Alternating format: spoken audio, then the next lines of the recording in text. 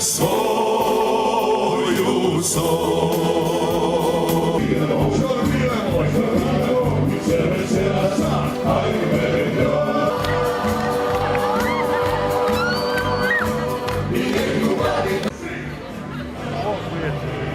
Evo i naš Jan Devolio.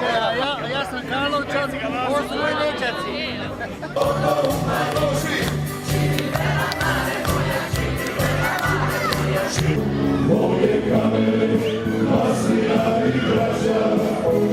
Hvala vam što ste došli.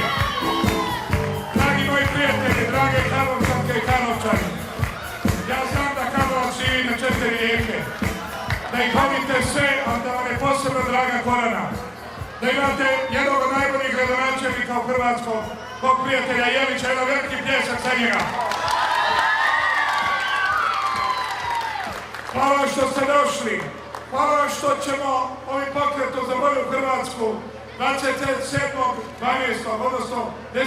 siječnja okrenuti novu stranicu u Hrvatskoj. Hvala vam što ćemo zajedno graditi bolju Hrvatsku.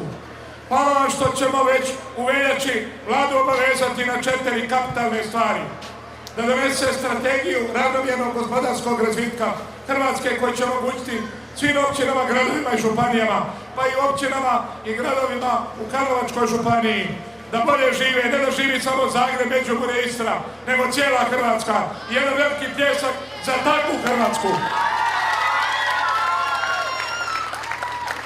Ta strategija gospodarskog razvitka treba osigurati radna mjesta za onih koji mogu raditi. Besplatno obrazovanje je jedan veliki pljesak za besplatno obrazovanje na svim razinama, ali samo za one koji izvršavaju svoje obaveze na vrijeme. Treće, našim umirovljenicima moramo osigurati dostojnu starost i normalne penzije. I još jedan veliki pljesak za naše branitelje. Braniteljima treba vratiti istinsko dostojanstvo i borcima Domovinskog rata. I na koncu, mjerama aktivne populacijske politike osigurati hrvatsku budućnost i hrvatsku djecu. Još jedno na koncu, hvala vam lijepo, uživajte u taktovima mojih prijatelja, grupe Intrade i pjesmu najljepšu i meni najdražu, Croatio iz duše te ljubim. Živjeli!